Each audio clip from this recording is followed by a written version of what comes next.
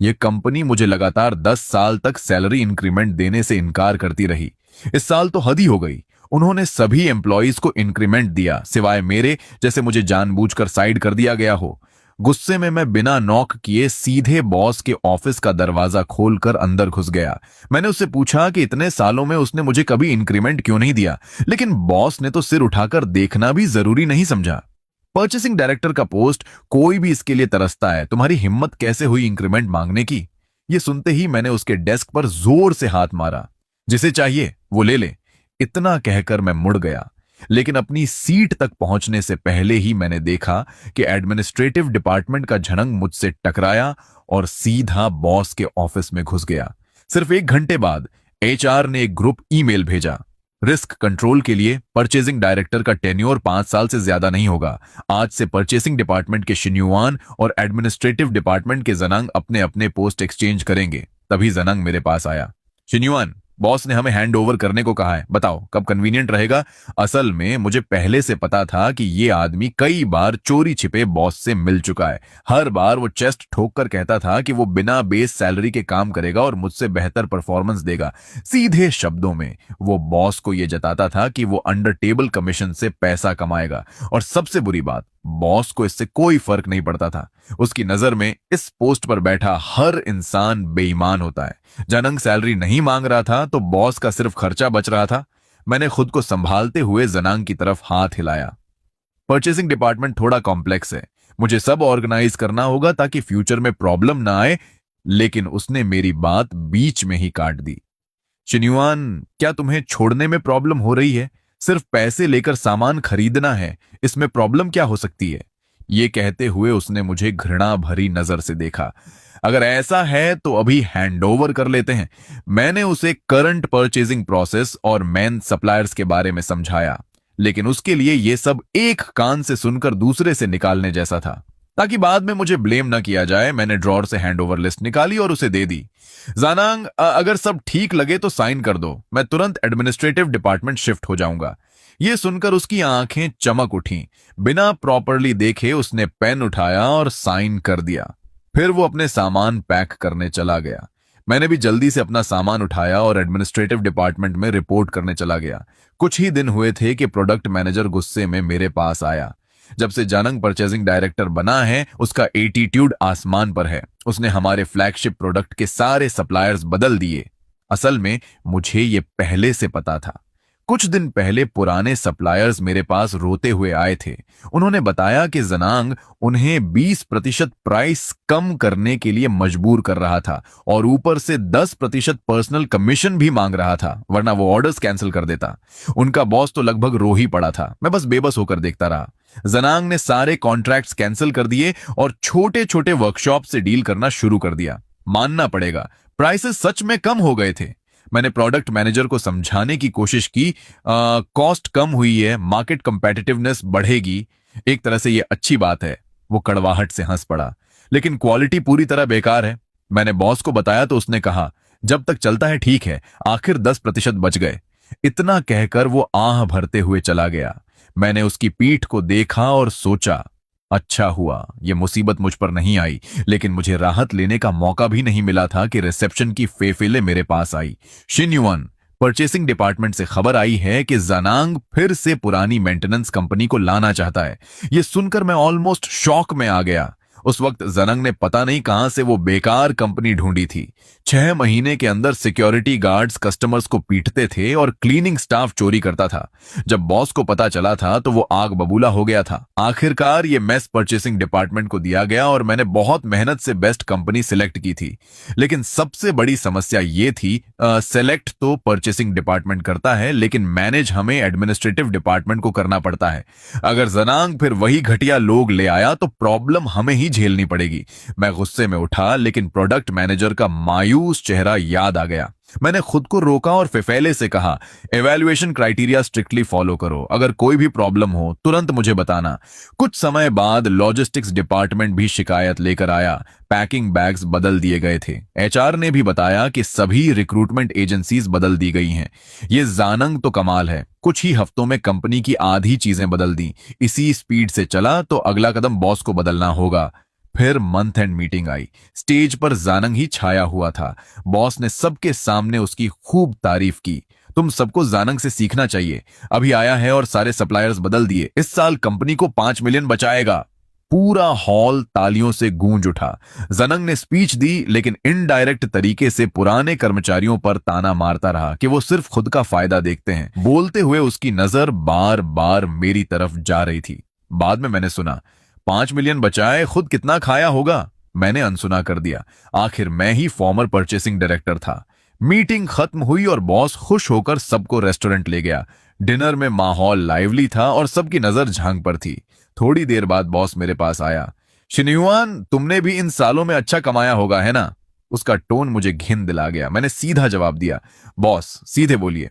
वो बोला, 7 साल से सैलरी नहीं बढ़ी, फिर भी तुम रुके रहे। सिर्फ सैलरी के लिए तो नहीं, है ना? ये सुनकर मेरा गुस्सा फट पड़ा। 10 साल मैंने इस कंपनी के लिए जान लगाई है। मैंने कभी एक पैसा भी गलत नहीं लिया। जंग 1 महीने में 5 मिलियन बचा देता है, तो पिछले साल वो पैसे कहां गए? क्या किसी कुत्ते ने खा लिए? वो बस हंसा, मेरे कंधे पर थपकी दी और चला गया। मैं चुप रह गया। बॉस को सिर्फ सेविंग्स दिखती थी। मेरी हर बात उसे बहाना लगती। मैं चुपचाप घर चला गया। शायद मेरे जाने के बाद सबने मेरे बारे में गॉसिप किया होगा। जानांग ने मुझे युएन द बिलियनर का नाम दिया था और मुझ पर रिश्वत लेने का इल्जाम लगाया था। उसके हिसाब से मैं हर साल 5 से 6 मिलियन खाता था। 10 साल में 50 मिलियन। 3 महीने बीत गए।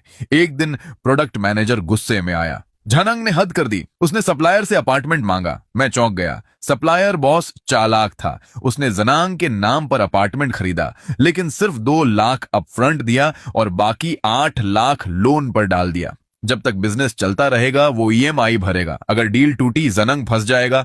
मैं दंग रह गया। ये तो मास्टरमाइंड है। लेकिन असली मुसीबत प्रोडक्ट मैनेजर पर थी। फैक्ट्री इंस्पेक्शन में पता चला नई सप्लायर कंपनी पूरी तरह घटिया थी। क्वालिटी कंट्रोल खराब, वर्कर्स डिसिप्लिन जीरो, मशीन के पास स्मोक कर रहे थे। अगर प्रोडक्ट फेल हुआ तो ब्लेम प्रोडक्ट मैनेजर पर आएगा। उसका चेहरा डर से भरा हुआ था। अब मुझे भी डर लगने लगा, कहीं ये आग मुझ तक भी ना पहुंच जाए। आज सप्लायर घर देता है, कल कोई कार देगा, फिर कोई और कुछ। एट जानंग, वो इस सब में डूबता ही जा रहा था। वह सच में बहुत स्वीट थी। मेरे बगल में बैठा तथाकथित युएन द बिलियनर वाकई जानता था कि हालात को कैसे संभालना है। और मैं सोच रहा था कि सबसे पहले प्रोडक्ट मैनेजर फंसेगा, लेकिन किसे पता था कि सबसे पहले एचआर डायरेक्टर की बारी आएगी। उस सुबह बहुत जल्दी मार्केटिंग डायरेक्टर ने गंभीर चेहरे के साथ झानंग, झानिंग और हम बाकी मैनेजर्स को बॉस के ऑफिस में बुलाया। असल में एक यूरोपियन क्लाइंट अचानक फैक्ट्री में ऑन साइट ऑडिट के लिए आ गया था। जो स्टाफिंग एजेंसी जानांग लेकर आया था, वह एक नकली प्रोफेशनल स्कूल के डायरेक्टर के साथ मिली हुई थी। वे स्टूडेंट से सस्ता काम करवाते थे और उसे इंटर्नशिप कहते थे। सबसे शर्मनाक बात यह थी कि उन स्टूडेंट्स को उल्टा 200 युएन इंटर्नशिप फी भी देना पड़ता था। और ठीक उसी दिन क्लाइंट इंस्पेक्शन के लिए आ गया और सीधे उन्हीं पर जा पहुंचा। ऑडिटर को तुरंत शक हुआ कि फैक्ट्री में इल्लीगल चाइल्ड लेबर हो रहा है। उसने कुछ वर्कर्स को रैंडमली पूछताछ के लिए चुना। पता चला कि उन वोकेशनल स्टूडेंट्स में कुछ की उम्र 16 साल भी नहीं थी, और उससे भी बुरा, उन्हें सैलरी भी नहीं मिल रही थी। ये सुनते ही ऑडिटर गुस्से से पागल हो गया। उसी शाम यूरोप से एक वार्निंग ईमेल आया। उसमें साफ लिखा था, total suspension of cooperation. Sales director को तुरंत एक्सप्लेनेशन देने के लिए कहा गया। चाइल्ड लेबर और एक्सप्लॉयटेशन, हमने इंटरनेशनल ट्रेड की रेड लाइन पार कर दी थी। ऊपर से इसे कून ऑपरेशन सस्पेंशन कहा गया, लेकिन असल में यह सीधा बॉयकॉट था। जाने से पहले ऑडिटर ने धमकी दी कि वह अपनी रिपोर्ट लोकल गवर्नमेंट और यूरोप के कंपेटिटर्स को भी भेजेगा। सेल्स डायरेक्टर गुस्से से कांप रहा था। यह हमारा सबसे बड़ा क्लाइंट है। एक्सपोर्ट ऑर्डर्स का 30% इसी से आता है।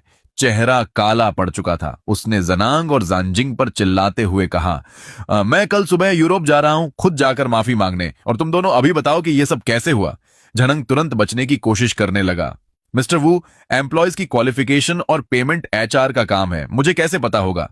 जानजिंग ने तुरंत जवाब दिया, झांग, ये क्या बकवास है? हम हर महीने एजेंसी को पेमेंट करते हैं। इंटर्नस की वेरिफिकेशन के लिए मैंने तुम्हें कई बार फॉलो अप किया था। क्या तुम ही इस केस को हैंडल नहीं कर रहे थे? जांग बोला, एम्प्लॉय वेरिफिकेशन एचआर की रिस्पॉन्सिबिलिटी है। तुमने अपना कंट्रोल ड्यूटी नहीं निभाया, यह साफ लिखा हुआ फैक्ट है। जैसे ही जंजिंग जवाब देने वाली थी, बॉस ने उसे रोक दिया। गंभीर चेहरे के साथ बोला, बस मुझे तुरंत ऐसा सॉल्यूशन चाहिए जिससे क्लाइंट शांत हो जाए। सेल्स डायरेक्टर ने और दबाव डालते हुए कहा, अभी एक्शन प्लान दो, वरना सारा नुकसान तुम लोगों को भरना पड़ेगा। कई घंटों तक दिमाग लगाने के बाद उन्होंने एक प्लान तैयार किया। पहला, ब्लेम थर्ड पार्टी एजेंसी पर डालना, यह कहना कि वही स्टूडेंट्स की सैलरी खा गई। दूसरा, यह समझाना कि यह एक आइसोलेटेड इंसिडेंट था जो उस समय हुआ जब एचआर इंटर्न्स की वेरिफिकेशन कर रहा था। इसके बाद सेल्स डायरेक्टर गुस्से में अपना सामान पैक करके यूरोप के लिए निकल गया।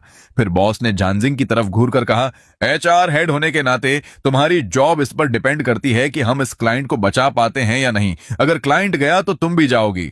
इतना कहकर उसने सबको जाने का इशारा कर दिया। मीटिंग से निकलते वक्त जानिंग पूरी तरह टूट चुकी थी। उसका सारा घमंड गायब हो गया था। सबके जाने के बाद उसने मुझे पकड़ लिया और शिकायत करने लगी, ये कंपनी तो नरक है। जिस कंपनी को तुमने पहले छोड़ा था वह इससे कहीं बेहतर थी। मैं बुरी तरह फंस गई हूं। शायद मुझे फिर से जॉब ढूंढनी पड़ेगी। मेरा मन नहीं था उसकी बातों में पड़ने का। मैंने बस उसे हल्का सा दिलासा दिया और वापस एडमिनिस्ट्रेटिव डिपार्टमेंट चला गया। प्रोडक्ट मैनेजर मेरे पीछे पीछे आया और चुपके से ऑफिस में घुस गया। वह पूरी तरह टूटा हुआ लग रहा था। प्रोडक्ट क्वालिटी को लेकर डिजास्टर होने वाला है। मुझे लग रहा है कि मुझे भी रिजाइन कर देना चाहिए। फिर आधा मजाक करते हुए बोला, वैसे अगली बिजली तुम्हारे ऊपर ही गिरे, ये जरूरी नहीं। उसकी बात पूरी भी नहीं हुई थी कि बॉस के ऑफिस से जोरदार चिल्लाने की आवाज आई, ये क्या बकवास है? 5 लाख शिपिंग कॉस्ट, तुम भरोगे ये पैसे? बाहर पूरा सन्नाटा छा गया। प्रोडक्ट मैनेजर तुरंत बाहर भागा ताकि कुछ भी मिस ना हो। थोड़ी देर बाद लॉजिस्टिक्स का ओल्डली बाहर आया, पूरी तरह टूटा हुआ। वह थोड़ा चालाक है लेकिन काम में भरोसेमंद है। हमारे संबंध भी अच्छे हैं। मैं सोच ही रहा था कि रिसेप्शन वाली फेफिल से कहूं कि थोड़ा पता करे, लेकिन वह खुद ही मेरे पास आ गया। अंदर आते ही उसने दरवाजा बंद किया और बिना रुके जनांग को गालियां देने लगा। असल में उसने पहले ही जनांग को कंटेनर बुक करने के लिए कहा था और लोएस्ट प्राइस भी बता दिया था, लेकिन जनांग ने अपनी मर्जी चलाई और दूसरे ऑप्शंस देखने लगा। इसी दौरान रेड सी क्राइसिस के कारण शिपिंग रेट्स अचानक बढ़ गए। जब तक उसे समझ आया बहुत देर हो चुकी थी। अब जो कोटेशन मिला वह पहले से 2 गुना था। ऊपर से शिपमेंट डिले हो गया। फिर एक ड्रोन अटैक हुआ और सभी शिपिंग रूट्स बदल दिए गए। अब किसी के पास एम्प्टी कंटेनर नहीं था। क्लाइंट लगातार शिपमेंट के लिए प्रेशर डाल रहा था। हम पहले ही 1 हफ्ते लेट हो चुके थे। अगर ऐसा ही चलता रहा तो 10% पेनल्टी लगती और क्लाइंट भी हाथ से निकल जाता। आखिरकार मजबूरी में एयर फ्रेट चुनना पड़ा। 1 मिलियन के गुड्स के लिए 5 लाख शिपिंग कॉस्ट लग गई। और इसी दौरान जानंग ने बॉस से कहा, थोड़ा और वेट कर लेते हैं, पेनल्टी तो सिर्फ 2 लाख है, 5 लाख खर्च करने से तो बेहतर है। बॉस फोन पर ही फट पड़ा, अगर सामने होता तो जोरदार थप्पड़ मारता। तू कॉन्ट्रैक्ट खत्म करना चाहता है क्या? लेकिन झानंग फिर भी ब्लेम शिफ्ट करता रहा। ये मेरी गलती नहीं है, एक्सटर्नल फैक्टर्स हैं। मैंने मन ही मन सोचा, इंटर्न गलती करे तो जंजिंग की गलती, शिपिंग कॉस्ट बढ़े तो एक्सटर्नल कारण। अगली बार शायद वह अर्थ के मैग्नेटिक फील्ड को ब्लेम करेगा। कुल मिलाकर दुनिया की हर गलती हो सकती है, लेकिन जानंग कभी गलत नहीं हो सकता। आखिरकार स्टाफिंग एजेंसी वाला मामला खुल गया। एजेंसी बॉस और स्कूल डायरेक्टर दोनों गिरफ्तार कर लिए गए। यह स्कैंडल लोकल न्यूज में छा गया। जानिंग को निकाल दिया गया और झानंग को मजबूरी में वही पुरानी एजेंसी वापस लानी पड़ी जिसके साथ मैं पहले काम करता था। कंपनी ने उन्हें फिर से हायर कर लिया, लेकिन यूरोपीय क्लाइंट ने पूरी तरह कॉन्ट्रैक्ट कैंसिल कर दिया। आखिरकार यह तूफान थोड़ा शांत हुआ। उसी दिन प्रोडक्ट मैनेजर फिर से मेरे ऑफिस में घुसने की कोशिश कर रहा था। मैंने उसे रोक दिया। पहली बार आए तो एचआर गई, दूसरी बार आए तो लॉजिस्टिक्स गया, आज फिर आए हो, पता नहीं अब कौन मरेगा। वह मुस्कुराया और बोला, पॉजिटिव साइड देखो, कम से कम हम दोनों अभी सेफ हैं और मेरे पास एक बड़ा गॉसिप है, सुनोगे? गॉसिप शब्द सुनते ही मेरी आंखें चमक उठी। मैंने तुरंत उसे अंदर बुलाया। वह बोला, याद है वो सप्लायर जिसके बारे में मैंने बताया था? मैं बोला, हाँ, जिसने जानंग के लिए हाउस खरीदा था। वह बोला, प्रॉपर्टी प्राइसेस गिर गए हैं, 1 मिलियन से 7 लाख हो गए। जानंग का हाउस अब लॉस में है और उस पर 1 लाख का डेट भी आ गया है। लेकिन जानंग भी कम चालाक नहीं था। वह सीधे सप्लायर के पास गया और कहा, हाउस वापस ले लो 1 मिलियन में, ताकि वह लोन 8 लाख चुका दे और ऊपर से 2 लाख प्रॉफिट कमा ले। मैंने पूछा, सप्लायर ने क्या जवाब दिया? वह हंसकर बोला, वह कोई चैरिटी नहीं चलाता, वह साल भर मेहनत करके भी इतना नहीं कमाता। मैं जोर से हंस पड़ा। पैसे से बनी अलायंस, जैसे ही पैसा डगमगाता है रिश्ते भी टूटने लगते हैं। प्रोडक्ट मैनेजर ने आगे बताया, सप्लायर ने काउंटर ऑफर दिया, प्रोडक्ट प्राइस 10% बढ़ाओ, फिर हाउस की बात करेंगे। मैंने पूछा, और जानंग ने क्या किया? वो बोला, उसके पास कोई ऑप्शन नहीं था, बस टाइम पास कर रहा है, उम्मीद कर रहा है कि सप्लायर ईएमआई भरता रहे। मैं सोचने लगा, काश मैं देख पाता जब झानंग ने बॉस को 10% प्राइस इंक्रीज बताया होगा और बॉस का चेहरा कैसा हुआ होगा। लेकिन अब ये सब मेरी प्रॉब्लम नहीं है, मैं तो बस लॉजिस्टिक्स का बड़ा मैनेटू हूं। आखिरकार अपना गॉसिप खत्म करने के बाद प्रोडक्ट मैनेजर ने तिरछी मुस्कान के साथ कहा, और अगला बदकिस्मत जैकपॉट किसे मिलेगा, गेस करो। मैंने कहा, क्या इस कंपनी के लिए कभी कुछ अच्छा सोच ही नहीं सकते? तुम्हें सच में लगता है कि हम इस मेस से बच निकलेंगे? वह बोला, मैं तो किसी भी वक्त अपना सामान पैक करके निकलने के लिए रेडी हूं। मैंने जवाब दिया, ओवर रिएक्ट मत करो, एंगिंग को बस पोस्ट से हटाया गया है और ओल्ड ली अभी भी टिके हुए हैं। जब तक बॉस सच में झानंग को सैक्रिफाइस करने का फैसला न कर ले। हम काफी देर बातें करते रहे, फिर ऑफिस खत्म होने का टाइम आया तो साथ में निकल गए। लेकिन अंदर ही अंदर मुझे पूरा यकीन था, लॉजिस्टिक्स हेड होने के नाते ये सब मेरे ऊपर नहीं आएगा। अगला स्केपगोट तो प्रोडक्ट मैनेजर ही होगा। आखिर झानंग की हरकतों से प्रोडक्ट क्वालिटी गिरना तय था। अलग होते वक्त मैंने प्रोडक्ट मैनेजर को जाते देखा, दिल में उसके लिए सिंपैथी थी, लेकिन मुझे बिल्कुल अंदाजा नहीं था कि अगला झटका इतनी जल्दी और बिना वार्निंग के मुझ पर गिरने वाला है। अगली सुबह जैसे ही मैंने ऑफिस में कदम रखा, बॉस ने मुझे तुरंत बुलाकर डांटना शुरू कर दिया। उसने टेबल पर एक डिसिप्लिनरी रिपोर्ट फेंकी और कहा, एक्सनुएंट, मुझे पता है कि तुम्हें हटाए जाने का गुस्सा है, लेकिन इसका मतलब ये नहीं कि तुम कंपनी के ऑपरेशंस को खतरे में डालो। मैंने डॉक्यूमेंट देखा, fire safety system non compliant, fine 50,000, immediate production shutdown until correction, पूरी प्रोडक्शन बंद। ये ब्लेम सीधे मेरे सिर पर आ गिरा। मैं पूरी तरह शॉक में था। सबसे बुरी बात, मुझे समझ ही नहीं आ रहा था कि गलती कहां हुई। तभी जनांग अंदर आया और बोला, बॉस, नया फायर सेफ्टी इक्विपमेंट आज दोपहर तक आ जाएगा। मैंने पुलिस स्टेशन में भी अपने कॉन्टैक्ट्स यूज किए हैं। कल इंस्पेक्शन के बाद हम प्रोडक्शन फिर शुरू कर सकते हैं। बॉस ने संतोष से सिर हिलाया, फिर मुझे घूरते हुए बोला, अगर मैनेजर जंग लास्ट मोमेंट पर सिचुएशन संभालने नहीं आता तो तुम ये रिस्पॉन्सिबिलिटी ले पाते? 50,000 का फाइन सीधे एडमिनिस्ट्रेटिव डिपार्टमेंट के बोनस से कटेगा। जाओ, उसे पर्सनली धन्यवाद दो। जानंग ने मुझे नकली मुस्कान दी। उसका टोन बनावटी सिंपथी से भरा था। मैं समझ सकता हूं कि मैनेजर अपसेट हैं। आखिर उनके पैसे की बात है। उम्मीद है आगे से हम पर्सनल ग्रिड्स को कंपनी के इंटरेस्ट के बीच नहीं आने देंगे।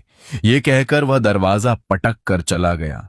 बॉस ने भी मुझे डांटकर बाहर भेज दिया। जाओ, अपनी गलती पर सोचो। मैं ऑफिस वापस आया। दिमाग सवालों से भरा हुआ था। मैंने तुरंत फेफील को कॉल किया और एक्सटिंग्विशर वाली बात पूछी। वह रो पड़ी। सप्लायर रिन्यूअल रिक्वेस्ट बहुत पहले परचेसिंग डिपार्टमेंट को भेज दी थी, लेकिन मैनेजर जैंग ने जानबूझकर रोक दी। कहते थे कि आप खुद आकर एक्सप्लेन करें। अब मुझे सब समझ आने लगा। पिछले कुछ महीनों से हर छोटी परचेस के लिए मुझे खुद जाकर रिपोर्ट देना पड़ता था। 2 रिम पेपर खरीदने के लिए भी जस्टिफिकेशन देना पड़ता था। एक एक्सटेंशन बोर्ड के लिए 800 शब्दों का एक्सप्लेनेशन लिखना पड़ता था। तब मैं गुस्से में था और मैंने फेफीले से कहा था, आगे से सब रिक्वेस्ट सीधे जानंग को भेज देना। और यही गलती हो गई। पिछले महीने एक्सटिंग्विशर का कॉन्ट्रैक्ट भेजा गया और जनांग ने जानबूझकर उसे पेंडिंग रखा।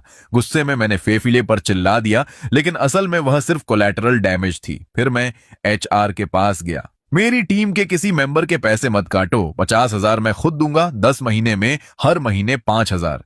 नया एचआर हेड जो जांगयांग का आदमी था मुस्कुराकर बोला, लगता है नई मैनेजर फाइनेंशियली स्ट्रांग है। मुझे सब साफ समझ आ गया। वह हमेशा झानंग के साथ रहता था और मेरे बारे में फैली अफवाहें भी उसने जरूर सुनी होंगी, लेकिन कम से कम मैं झानिंग की तरह निकाला नहीं गया। मेरी जॉब बच गई। इसके बाद मैं अपनी डेस्क पर बैठकर सिचुएशन एनालाइज करने लगा।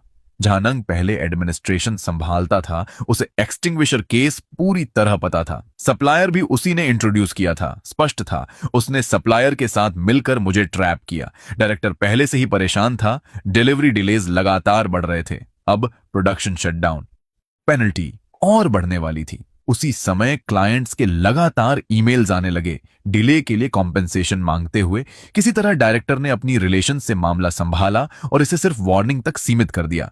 लेकिन अगर ऐसा चलता रहा तो उसकी क्रेडिबिलिटी खत्म हो जाएगी। तभी प्रोडक्ट मैनेजर मेरे पास आया।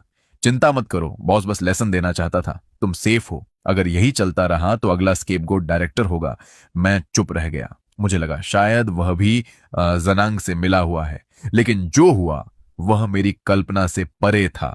अगले कुछ महीने अजीब तरह से शांत रहे।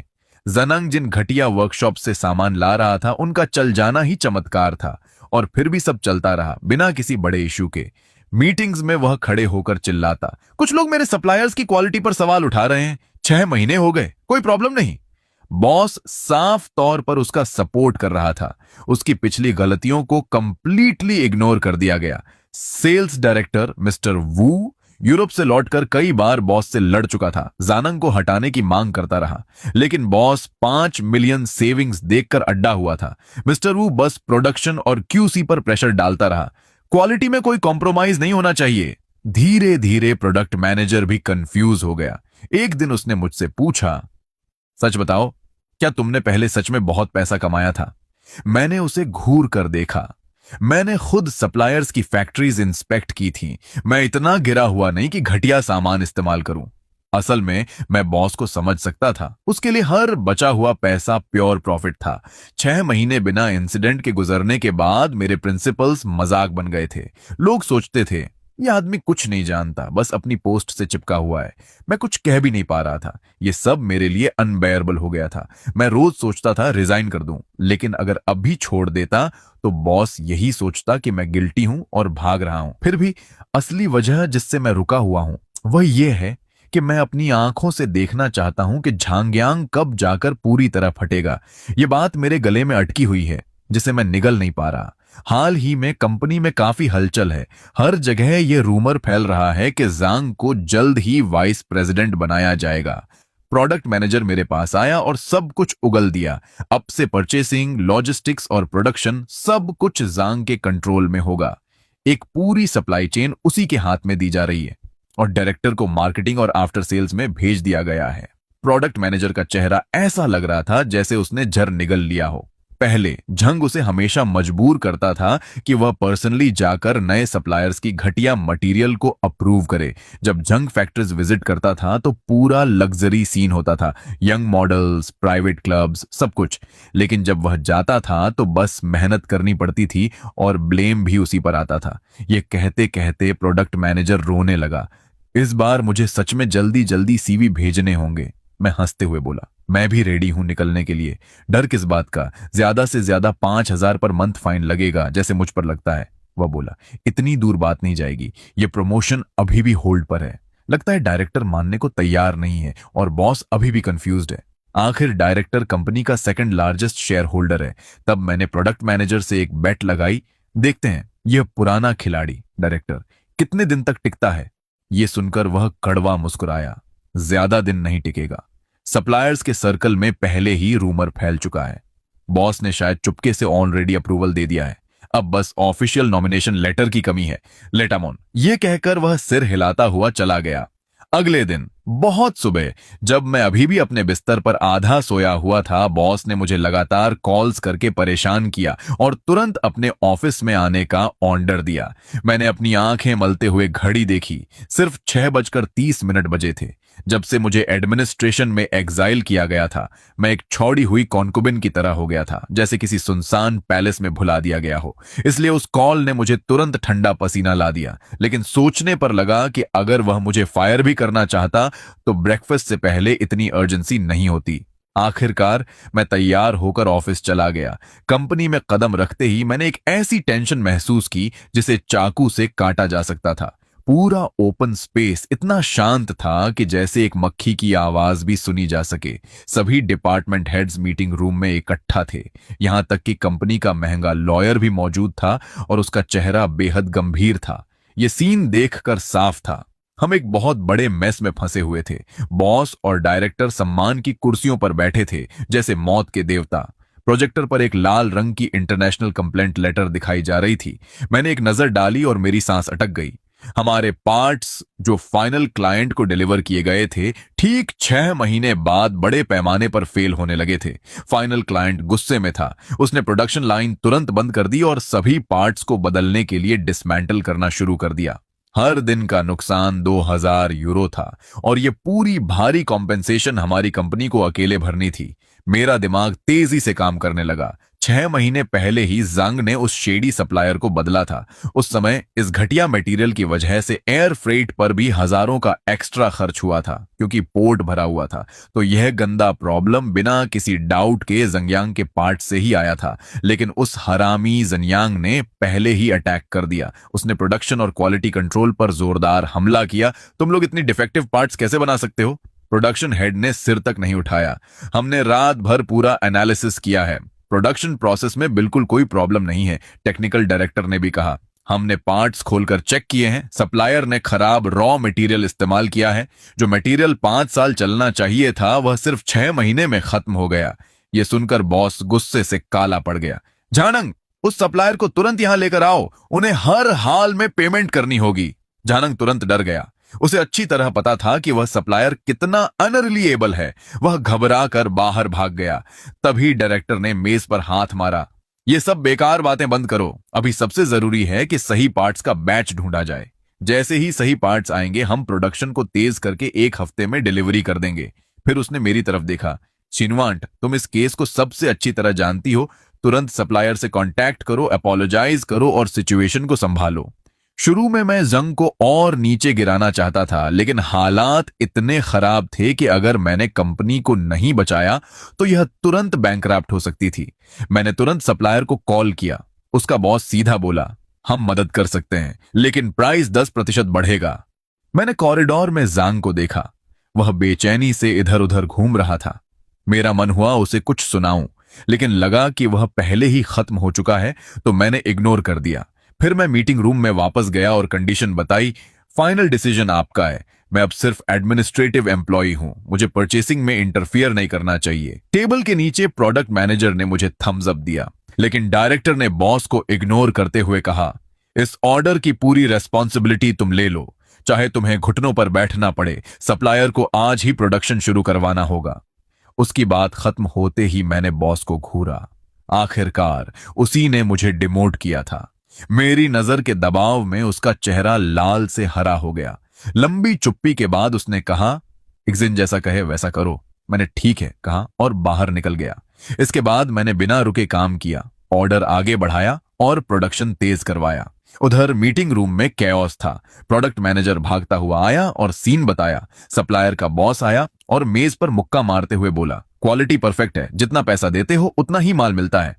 लॉयर ने कॉन्ट्रैक्ट दिखाकर डराने की कोशिश की, लेकिन सप्लायर का बॉस पूरी तरह गैंगस्टर की तरह बिहेव कर रहा था। वर्स्ट केस, मैं कल अपनी शेल कंपनी बंद कर दूंगा। सब लोग हैरान रह गए। बॉस का ब्लड प्रेशर बढ़ गया। वह बेहोश होते होते बचा। फिर उसने आधे घंटे तक जंग को डांटा और जाते जाते सप्लायर ने अंतिम वार किया, तुम्हारा होम लोन अब खुद संभालना। यह कहकर वह चला गया। डायरेक्टर ने तुरंत पुलिस को कॉल करने की बात कही। ऐसे ट्रेटर को नहीं छोड़ सकते, लेकिन बॉस ने उसे रोका। असल में सबसे बड़ा दोष उसी का था। अगर उसने शुरुआत से जांग को फुल कंट्रोल न दिया होता तो यह सब नहीं होता। आखिर में जांग को सारा इलीगल पैसा वापस करना पड़ा और उसे कुत्ते की तरह निकाल दिया गया। इसके बाद मैंने 3 महीने तक कड़ी मेहनत की, तब जाकर सिचुएशन थोड़ी संभली। क्लाइंट ने 20 मिलियन कॉम्पेंसेशन मांगी, साथ में रिप्लेसमेंट कॉस्ट और 10% इंक्रीज भी। पूरे साल कंपनी को 30 मिलियन का लॉस हुआ। कंपनी को बचाने के लिए एक्सटर्नल फंडिंग लेनी पड़ी। एक दिन प्रोडक्ट मैनेजर आया, वाइस प्रेसिडेंट जिगवान, आपने आखिर टनल का एंड देख लिया। फिर बोला, यह प्रमोशन डायरेक्टर की वजह से है। मैंने कहा, प्रमोशन तो प्रमोशन होती है बस। इसके बाद सबको कहा गया, अब से वाइस प्रेसिडेंट शिनाइवान पर डिपेंड करना होगा। मैंने कैजुअली पूछा, जान्यांग का क्या हुआ? वह हंसते हुए बोला, वह पूरी तरह खत्म हो गया। अब कोई कंपनी उसे हायर नहीं करेगी। सुना है वह दूसरी सिटी में छोटे जॉब्स कर रहा है। कम से कम उसे फ्री अपार्टमेंट मिला था। प्रोडक्ट मैनेजर ने अजीब चेहरा बनाया, तुम्हें पता नहीं, वह अपार्टमेंट एक अबैंडन्ड प्रोजेक्ट है। इस इंसिडेंट के बाद नए प्रॉब्लम्स भी आए। कंपनी को बचाने वाला इन्वेस्टमेंट रिफिंग कैपिटल से आया था, लेकिन कैपिटलिस्ट्स फिलंथ्रोपिस्ट नहीं होते। पैसा आते ही उनका पार्टनर गूली ऑडिट टीम के साथ आ गया। उन्होंने तुरंत अकाउंट सीज कर लिए। बॉस की हालत दिन ब दिन खराब होती गई। उसके सजे हुए बाल अब बिखरे हुए थे, क्योंकि अगर बड़ी गलती साबित हो जाती तो वह कंपनी का कंट्रोल खो सकता था। एक दिन फ्राइडे को बॉस ने मुझे ऑफिस में बुलाया। कुछ महीने पहले मैं इसी रूम में उससे लड़ने आया था और उसने मुझे इग्नोर करके डिमोट कर दिया था, लेकिन आज वह खुद दरवाजे तक आया, मुस्कुराया और मुझे टी ऑफर की। उसकी चंपचगिरी देखकर मुझे घिन आई। वह बोला, शिनहुआन, तुमने बहुत मेहनत की है। अगर तुम सप्लायर्स वापस न लाती तो कंपनी डूब जाती। मैंने चाय नहीं पी, बस कप पकड़कर उसे देखती रही। फिर वह धीरे से बोला, ऑडिट बहुत सख्त है, 30 मिलियन का लॉस, किसी को रिस्पॉन्सिबिलिटी लेनी होगी। मैंने सोचा है जांगयांग ने गलती की, लेकिन डायरेक्टर का कॉन्ट्रैक्ट भी गलत था। क्लाइंट का कॉन्ट्रैक्ट बहुत हार्श था। अगर ऐसी क्लॉजेस ना होती तो क्या हम इतना नुकसान उठाते? क्या तुम उसे उसकी आखिरी कमीज तक उतरवाना चाहते हो? यह सुनकर मेरा दिल कस गया। यह बूढ़ा लोमड़ी बॉस डायरेक्टर पर सारा दोष डालकर अपने 30 मिलियन के नुकसान की जिम्मेदारी उस पर थोपना चाहता था। मैंने ठंडे स्वर में जवाब दिया, बॉस, डायरेक्टर ने यह सब हमारे सबसे बड़े फॉरेन क्लाइंट को बचाने के लिए किया था। हम कंपनी की सर्वाइवल को गैम्बल पर नहीं लगा सकते।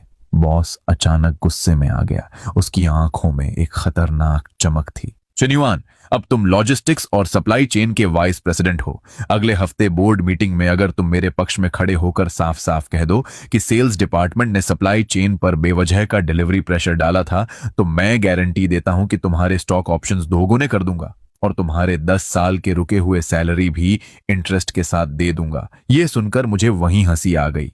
इतने सालों तक मैंने जी तोड़ मेहनत की, लेकिन एक पैसा भी इलीगल नहीं लिया। लेकिन उसी आदमी ने एक डिनर में यह इशारा किया था कि मैं यहां रिश्वत खाने के लिए रुका हूं, और अब जब वह पूरी तरह फंस चुका है तो वह उसी पैसे से मेरी ईमानदारी खरीदना चाहता है। मैंने हल्की लेकिन मायने भरी मुस्कान के साथ कहा, बॉस, आप बेफिक्र रहिए, अगले हफ्ते बोर्ड मीटिंग में मैं पूरी तरह सच के अनुसार रिपोर्ट दूंगा। यह कहकर मैं उठकर चला गया। लेकिन उस दिन काम के बाद मैं सीधे घर नहीं गया। मैं ऑफिस के पास एक शांत टी लाउंज में चला गया। प्राइवेट रूम का दरवाजा खोलते ही मैंने डायरेक्टर को देखा। वह चुपचाप चाय पी रहा था, चेहरा गंभीर था। वही आदमी था जिसने मुझे वाइस प्रेसिडेंट बनाया था। हम दोनों अब एक ही नाव में थे। उसने कप नीचे रखते हुए पूछा, उसने तुम्हें परखने की कोशिश की? मैंने कुर्सी खींचकर बैठते हुए कहा, हाँ, उसने मुझे 10 साल का सैलरी देने का वादा किया, लेकिन बदले में चाहता है कि अगले हफ्ते बोर्ड मीटिंग में मैं ये कहूं कि आपने जो फॉरेन कॉन्ट्रैक्ट साइन किया था वह गलत था। वह आपको पूरी तरह बलि का बकरा बनाना चाहता है। यह सुनते ही डायरेक्टर गुस्से में मेज पर हाथ मारकर खड़ा हो गया। यह क्या बकवास है? उस आदमी को जरा भी शर्म नहीं है। जब जंग को सपोर्ट कर रहा था तब कह रहा था कि उसने सप्लायर्स बदलकर कंपनी के 5 मिलियन बचाए, और अब जब सब गड़बड़ हो गया तो मुझे स्केपगोट बनाना चाहता है। मैंने शांत स्वर में समझाया, रूफान कैपिटल के ऑडिटर्स बहुत खतरनाक हैं। जब वे अकाउंट्स खोलेंगे तो सच्चाई पूरी तरह सामने आ जाएगी। बॉस अभी से कहानी सेट करना चाहता है ताकि ऑडिट रिपोर्ट आने से पहले अपनी पोजीशन बचा सके। वह जांग की गलती को छोटी दिखाकर आपको मुख्य दोषी साबित करना चाहता है। डायरेक्टर के दांत गुस्से से भींच गए। मैंने मेज पर उंगलियां थपथपाते हुए कहा, अब हमें स्ट्रॉन्ग एविडेंस निकालना होगा। तभी दरवाजे पर दस्तक हुई। प्रोडक्ट मैनेजर धीरे से अंदर आया, जैसे कोई चोरी से आ रहा हो। उसके हाथ में एक मोटी फाइल थी और वह घबराया हुआ था। मैं सब ले आया हूं, उसने पसीना पोंछते हुए कहा। मैंने फाइल खोली और कैजुअली पन्ने पलटे, लेकिन अगले ही पल मेरा दिल तेज धड़कने लगा। ये सारे पुराने क्वालिटी रिपोर्ट्स थे। हर चीज साफ साफ लिखी थी। पार्ट्स की मटेरियल क्वालिटी जानबूझकर घटाई गई थी। उनकी लाइफ 6 महीने से ज्यादा नहीं थी।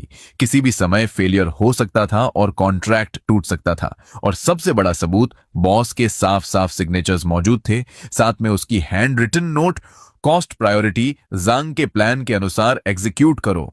प्रोडक्ट मैनेजर ने फिर एक और डॉक्यूमेंट दिखाया। यह लॉजिस्टिक्स रिपोर्ट थी। रेड सी क्राइसिस के दौरान शिपिंग कॉस्ट अचानक बढ़ गई थी। जांग ने लॉजिस्टिक्स हेड ली पर दबाव डाला। वह कई दिनों तक कंटेनर बुक नहीं कर पाया। आखिर में उसे एयर फ्रेट लेना पड़ा, जिससे कॉस्ट 1 लाख से बढ़कर 5 लाख हो गई। उस अप्रूवल डॉक्यूमेंट पर भी बॉस के साफ सिग्नेचर्स थे। यह सब क्लियर प्रूफ था। बॉस हर चीज जानता था और हर गलत फैसले में शामिल था। डायरेक्टर ने खुशी में प्रोडक्ट मैनेजर की पीठ थपथपाई। तुमने ये कॉपीज छुपा कर रखी? प्रोडक्ट मैनेजर ने कड़वी मुस्कान के साथ कहा। वाइस प्रेसिडेंट शिन्यूअन ने मुझे सिखाया था। जब वह एडमिनिस्ट्रेशन में ट्रांसफर हुई थी तब उसे डर था कि बाद में ब्लेम उस पर आ सकता है, इसलिए उसने पहले ही सब डॉक्यूमेंट्स की कॉपीज रख ली थी। मैंने भी वही किया, क्योंकि मुझे पता था अगर कुछ गलत हुआ तो सबसे पहले मुझे ही बलि का बकरा बनाया जाएगा। मैंने सारे डॉक्यूमेंट्स केयरफुली समेटे और कहा, इस बार बोर्ड मीटिंग में हम उसे पूरी तरह एक्सपोज करेंगे। सोमवार सुबह 10 बजे कंपनी का मीटिंग रूम माहौल ऐसा था जैसे बारूद का ढेर फटने वाला हो। रूफान कैपिटल का प्रतिनिधि गुलिन सामने बैठा था, चेहरा बिल्कुल सख्त। बॉस उसके बगल में बैठा था, शांत दिखने की कोशिश कर रहा था, लेकिन उसके माथे का पसीना उसकी घबराहट बता रहा था। डायरेक्टर दूसरी तरफ बैठा था, जैसे कुछ हुआ ही नहीं। मैं उसके पास बैठा था, उंगलियों से मेज थपथपा रहा था। तभी गुलिन ने सन्नाटा तोड़ा। ऑडिट टीम की प्रिलिमिनरी इन्वेस्टिगेशन पूरी हो चुकी है। सिर्फ 6 महीनों में कई क्वालिटी फेलियर्स हुए हैं, जिससे हमें 20 मिलियन की क्लेम्स मिली हैं। अगर इमरजेंसी रिपेयर्स भी जोड़ें तो कुल नुकसान 30 मिलियन हो चुका है। मैं मैनेजमेंट से एक्सप्लेनेशन चाहता हूं। बॉस ने गला साफ किया और तुरंत बोलना शुरू किया। डायरेक्टर गो, यह क्राइसिस हमारे लिए एक कड़वा सबक है। इसकी पूरी जिम्मेदारी जंग पर है। उसने कंपनी के पीछे से रिश्वत ली और सप्लायर्स के साथ मिलकर क्वालिटी से समझौता किया। जैसे ही हमें पता चला, हमने उससे सारा पैसा वापस लिया और उसे तुरंत निकाल दिया। फिर उसने रुककर झरभरी नजर से डायरेक्टर की तरफ देखा, लेकिन दूसरी तरफ हमारे सेल्स डिपार्टमेंट का रिस्क कंट्रोल बहुत खराब था। डायरेक्टर सेल्स का हेड है। उसने जो कॉन्ट्रैक्ट्स यूरोप में साइन किए उनमें पेनल्टी क्लॉजेस बहुत ज्यादा सख्त थे। इसी वजह से इस बार नुकसान और बढ़ गया। मेरे हिसाब से डायरेक्टर भी इस फेलियर के लिए इक्वली रिस्पॉन्सिबल है। यह सुनते ही पूरा रूम जम गया। बॉस मुझे घूर रहा था। उसे उम्मीद थी कि मैं उसका साथ दूंगा। मैं धीरे धीरे खड़ा हुआ। मेरे हाथ में काली फाइल थी। मैंने उसे जोर से मेज पर पटका। डायरेक्टर गु, इन 30 मिलियन के मामले में मैं बिल्कुल सहमत नहीं हूं। फिर मैंने ऊंची आवाज में कहा, जांग की लालच और उसकी इनकॉम्पिटेंस सिर्फ बहाना है। असल वजह है मैनेजमेंट के अंदर की करप्शन और बेशर्मी भरी लालच, जिसने कंपनी को अंदर से खोखला कर दिया है। यह सुनते ही बॉस का चेहरा सफेद पड़ गया। वह मेज पर हाथ मारकर चिल्लाया, तुम पागल हो गई हो क्या? यहां खड़ी होकर क्या बकवास कर रही हो? मैंने और जोर से कहा, मुझे वाइस प्रेसिडेंट सिग्नवन कहो। मैं अब वो एम्प्लॉय नहीं हूं जिसे तुम उंगली दिखाकर इंसल्ट करते थे। मैं वो बेवकूफ नहीं हूं जो अपनी छोटी सैलरी के लिए सब कुछ सह ले। गुलिन दिलचस्पी से पीछे झुक गया। वाइस प्रेसिडेंट सिग्नवन, कृपया जारी रखें। हमें सिर्फ सच्चाई चाहिए। मैंने तुरंत अपनी फाइल खोली, पहला डॉक्यूमेंट निकालकर उसके सामने रख दिया। डायरेक्टर गु, ध्यान से देखिए। यह 6 महीने पहले का क्वालिटी वार्निंग रिपोर्ट है। इसमें साफ लिखा है कि पार्ट्स हाई रिस्क हैं और कभी भी फेल हो सकते हैं। लेकिन हमारे महान बॉस ने क्या फैसला लिया? कॉस्ट प्रायोरिटी, जंग के प्लान के अनुसार काम करो। उसे पूरी तरह पता था कि क्वालिटी खराब है, फिर भी उसने अप्रूव किया। गुलिन ने बॉस के सिग्नेचर देखे, उसकी भौहें सिकुड़ गईं। बॉस डर के मारे हकलाने लगा। मैं कॉस्ट कम करना चाहता था, एफिशिएंसी बढ़ाना चाहता था। तभी डायरेक्टर हंस पड़ा। तुम्हें पता नहीं था? और उसने भी एक के बाद एक कई डॉक्यूमेंट सामने फेंक दिए। मैंने मई महीने की फोटोकॉपीज मेज पर फैला दी। जानंग ने एक इलीगल एजेंसी के जरिए वर्कर्स को ब्लैक में हायर किया और उन्हें पे तक नहीं किया। इसी वजह से यूरोप हेडक्वार्टर्स ने हमें सीधे ईमेल करके ब्लैकलिस्ट कर दिया। जब यह मामला फूटा तब किसने मीटिंग रूम में इसे दबा दिया? किसने जंग को एक शब्द तक नहीं कहा और उल्टा एचआर डिपार्टमेंट के जैंगिंग को स्केपगोट बना दिया। इसके बाद मैंने एयर फ्रेट की महंगी इनवॉइस भी सामने रख दी। और याद है वो समय जब सी फ्रेट वेयर हाउस पूरी तरह भर गया था? यह सब इसलिए हुआ क्योंकि जांगयांग कुछ सेंट बचाने के लिए प्राइस कंपेयर करने पर अड्डा हुआ था। आखिर में हमें एयर फ्रेट लेना पड़ा, जिससे खर्च 1 लाख से सीधे 5 लाख तक पहुंच गया।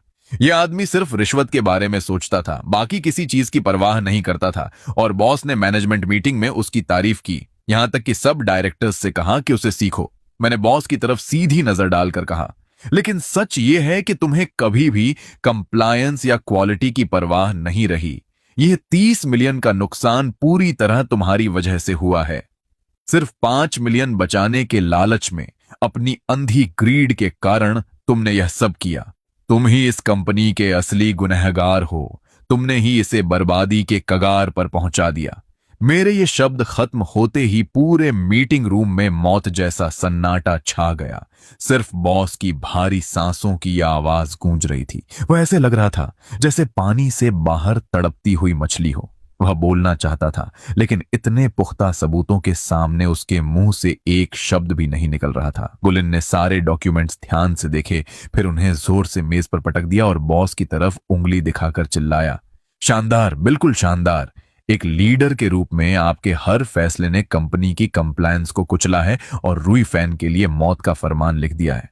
हमने एक स्टेबल बिजनेस मॉडल और मैनेजमेंट टीम में इन्वेस्ट किया था, लेकिन आपके पास न तो सही विजन है और न ही आपने अपनी गंभीर गलतियों को स्वीकार किया, बल्कि इन्वेस्टिगेशन के दौरान उन्हें छुपाने की कोशिश की।